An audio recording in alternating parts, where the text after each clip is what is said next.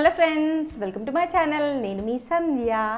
మనం రోజు రొటీన్గా బిజీ లైఫ్లో ఇడ్లీ పిండి దోశ పిండి చేసుకోవాలంటే చాలా టైం పడుతుంది కదండి. ఒకరోజు ముందు దోశ పిండికి నానబెట్టుకోవాలి, మినపప్పు బియ్యం నానబెట్టుకోవాలి, ఒక 5-6 గంటల అయ్యాక గ్రైండ్ చేసుకోవాలి, నెక్స్ట్ డే మార్నింగ్ దోశ చేసుకోవాలి. ఇది పెద్ద ప్రాసెస్, అంటే మన రెగ్యులర్ ప్రాసెస్. అలా కాకుండా ఈజీగా ఇన్స్టెంట్గా ఏ రోజు కావాలంటే ఆ రోజే దోశలు వేసుకునేలాగా ఒక పౌడర్ చేస్తున్నానండి. అది కూడా రేషన్ బియ్యంతో. సో లేట్ చేయకుండా స్టార్ట్ చేద్దాం పదండి. మీరు కనుక నా ఛానల్ని ఇంకా సబ్స్క్రైబ్ చేయకపోతే తప్పకుండా సబ్స్క్రైబ్ చేసుకొని పక్కనే ఉన్న బెల్ ఐకాన్ని మోగించారంటే నేను నెక్స్ట్ వీడియో పెట్టగానే మీకు నోటిఫికేషన్ వస్తుంది. సో ఫస్ట్ మనం ఇంగ్రీడియంట్స్ తెలుసుకునే ముందు మీకు ఒకటి చెప్తానండి. ఏంటంటే నేను ఇది మెజరింగ్ కప్ లాగా యూజ్ చేస్తున్నాను. మీరు ఇదే కాదు, ఇలా ఏదైనా సరే ఒక మెజరింగ్ కప్ యూజ్ చేస్తే నేను రేషియో చెప్తాను, సేమ్ అదే రేషియోలో యూజ్ చేయండి. ఎందుకంటే కొంతమంది అడుగుతారు, ఏంటి ఈ కప్ అని, మా దగ్గర ఇలాంటి కప్పు లేదు, అది గ్రామ్ ఎంత అంటారు. అసలు గ్రాములు అవంతా అవసరం లేదండి, జస్ట్ మెజర్మెంట్స్ నేను కరెక్ట్గా చెప్తాను.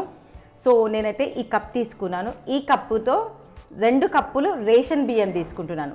నార్మల్గా అయితే మనం రెగ్యులర్గా రోజు వాడే బియ్యం కూడా వాడచ్చు, కానీ కొంచెం గట్టిగా వస్తాయి దోశలు. అలా కాకుండా మెత్తగా స్మూత్గా ఉండాలి అంటే రేషన్ బియ్యం యూజ్ చేయండి. కొంచెం బియ్యం లావుగా ఉన్నాయనుకోండి, టేస్ట్ కూడా బాగుంటుంది ఆ బియ్యంవి. సో ఫస్ట్ వీటిని మనం కడుక్కుందాము.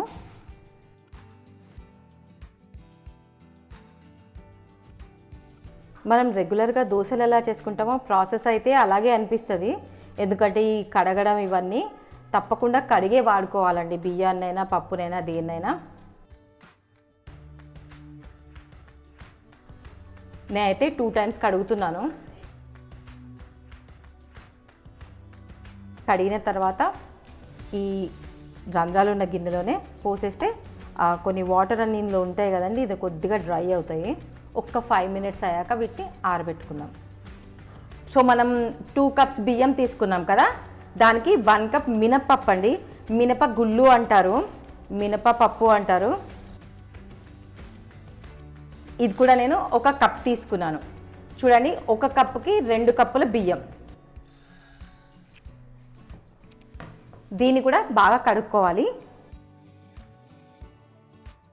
నీళ్ళు పోసుకొని బాగా కలుపుకోవాలండి ఇందులో. ఎందుకంటే మనకి పప్పులో పెస్టిసైడ్స్ అవి ఏమైనా యాడ్ చేసి ఉంటారు కదా. ఆర్గానిక్ అయితే వేరే, కానీ ఇప్పుడు తప్పకుండా మందులే కొట్టించి పండిస్తున్నారు కాబట్టి తప్పకుండా మనం వీటిని కడుక్కొనే వాడుకోవాలి.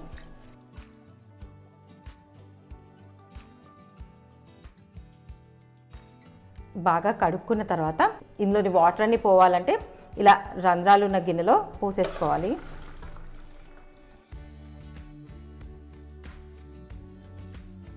ఒక 5 మినిట్స్ ఇలాగే పెడితే ఇందులో ఉన్న వాటర్ అన్నీ ఈ రంధ్రాల్లోంచి కిందకి వెళ్ళిపోతాయండి.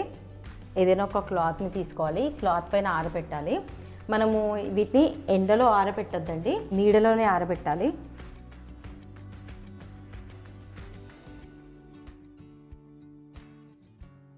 బియ్యాన్ని మంచిగా ఆరబెట్టుకోవాలండి. సరిగా ఆరలేదనుకోండి పురుగు పడుతుంది. ఎందుకంటే మనం ఈ పిండిని స్టోర్ చేసుకుంటాం కదా, అందుకోసమని జాగ్రత్తగా ఆరబెట్టుకోండి. మొత్తం డ్రై అయ్యే వరకు ఉంచాలి.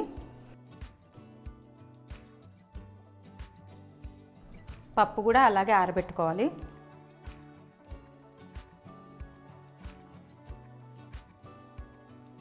ఇది కొంచెం ఆరడానికి టైం తీసుకుంటుందండి. ఈ పప్పుని బియ్యాన్ని నీడలోనే ఆరబెట్టుకోవాలండి. ఫ్యాన్ కింద ఆరబెట్టుకుంటే సరిపోతుంది, బయట ఎండలో ఆరబెట్టుకోవాల్సిన అవసరం లేదు. సో 1 డేలో ఆరిపోతాయి, ఎక్కువ టైం ఏం తీసుకోదు.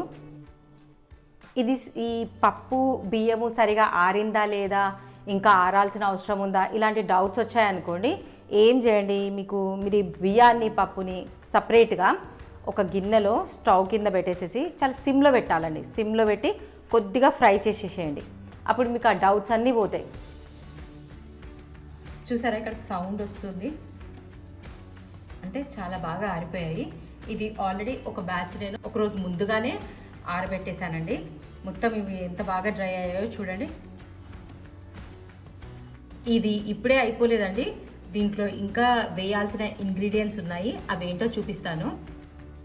సేమ్ మనము పప్పుకి ఏదైతే యూజ్ చేసామో మెజరింగ్ కప్, దాంతోనే 1/2 కప్ అటుకులు తీసుకుంటున్నాను. ఈ అటుకులు ఎలాంటి అటుకులు తీసుకున్నా ఏం కాదండి, అటుకులు తీసుకోవడం వల్ల దోశ బ్యాటర్ చాలా సాఫ్ట్గా వస్తుంది, కలర్ కూడా మంచి కలర్ వస్తుంది. అండ్ చాలా కొద్దిగా మెంతులు తీసుకోవాలండి. మెంతులు కూడా ఆరోగ్యానికి మంచిది, ఇంకా అలాగే కలర్ కూడా బాగా వస్తుంది. ఎక్కువ మెంతులు వేయకండి, చేదెక్కుతుంది. చాలా కొద్దిగా, ఇప్పుడు నేను ఎంత తీసుకున్నాను, ఒక 10 మెంతులు అలా చాలు, ఇంతకు మించి ఏం అవసరం పడదు. ఎక్కువ తీసుకున్నానంటే చేదు వస్తుంది. సో వీటన్నిటిని బాగా కలిపేసుకోవాలి. వీటిని మిక్సీలో గ్రైండ్ చేసుకుంటున్నానండి. మీకు చూపించడం కోసం నేను కొంచెం క్వాంటిటీ తీసుకున్నానండి, కాబట్టి నేను దీన్ని గ్రైండ్ చేస్తున్నాను. అలా కాకుండా మీరు 3-4 మంత్స్కి స్టోరేజ్ చేసుకోవాలి అనుకుంటే 1 కేజీ మినపప్పుకి 2 కేజీల బియ్యము, అలాగే 1/2 కేజీ అటుకులు, 1 స్పూన్ మెంతులు వేసి మనం గ్రైండ్ చేసుకోవాల్సిన అవసరం లేదు. చాలా క్వాంటిటీ అయితే గ్రైండ్ చేయడానికి కష్టం అవుతుంది. మీరు గిర్నీలో మనం పిండి ఎలా పట్టిస్తామో వీటిని కూడా అలాగే పట్టించుకొని స్టోర్ చేసుకోవచ్చు. సో ఇవి ఆల్రెడీ బాగా డ్రై అయిపోయాయి కాబట్టి అంత తొందరగా ఏమీ పురుగు పట్టదు. ఒకవేళ పురుగు పడుతుందేమో అని మీకు డౌట్ వచ్చిందనుకోండి, వీటిని మీకు కావాల్సినంత 1 మంత్కి సరిపడా ఒక డబ్బాలో తీసుకొని మిగతాదంతా ఫ్రిడ్జ్లో పెట్టేసుకోండి. సో అస్సలు పురుగు పట్టదు. ఈ పిండి స్పెషాలిటీ ఏంటి అంటే మనం వీటిని 1 ఇయర్ వరకు స్టోర్ చేసుకోవచ్చండి. టైం లేని వాళ్ళు ఒకటేసారి గిర్రీకి వేసుకొని పక్కన పెట్టుకోవచ్చు. చాలా వరకు ఏంటంటే యుఎస్ అలా వేరే దగ్గర వెళ్తారు కదా, వాళ్ళకి గిర్నీలు ఇలాంటివి ఉండవు కదా, కాబట్టి వాళ్ళంతా 1 ఇయర్కి సరిపడా స్టోర్ చేసుకుంటారు. మన దగ్గర ఏంటంటే మన హైదరాబాద్, మన ఇండియాలో ఎక్కడైనా సరే సంవత్సర కాలం అనగానే సంవత్సరం అంటారు. సో మీరైతే 1-2 మంత్స్కి ఒకసారి గ్రైండ్ చేసుకోవచ్చు, నో ప్రాబ్లం, అది మీ ఇష్టం. సో వీటిని నేను గ్రైండ్ చేస్తున్నాను. మెత్తగా పౌడర్ లాగా గ్రైండ్ చేసుకోవాలి. పౌడర్ లాగా నేను మెత్తగా గ్రైండ్ చేశానండి. ఇది కొద్దిగా వేడిగా ఉంది, ఇప్పుడే గ్రైండ్ చేశాను కాబట్టి. చల్లారాక డబ్బాలో పోసి నిల్వ చేసుకోండి. ఇప్పుడైతే దోశ ఎలా చేయాలో చూపిస్తాను.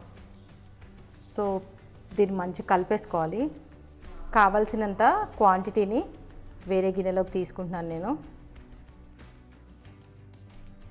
దీనికి తగినంత ఉప్పు వేసుకోవాలి. నీళ్లు పోసి బ్యాటర్ని రెడీ చేసుకోవాలి. ఉండలు లేకుండా ఇలా బాగా దోశ బ్యాటర్ని ప్రిపేర్ చేసుకోవాలండి. సో దీన్ని ఒక 2 అవర్స్ పక్కన పెట్టుకుందాం. టైం ఉంటే 2 అవర్స్ పెట్టుకోండి, లేదంటే ఒక హాఫ్ అన్ అవర్ అయినా పక్కన పెట్టుకోవాలి. పెనం వేడెక్కిందండి. సో మన దోశని రెడీ చేసుకుందాం.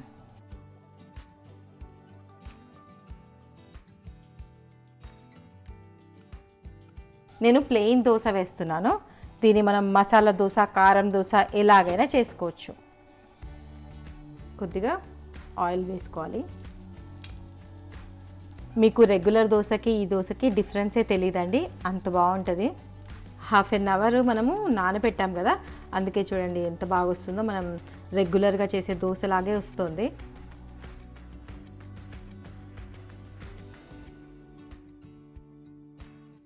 చూసారా ఎంత బాగా కాలిందో.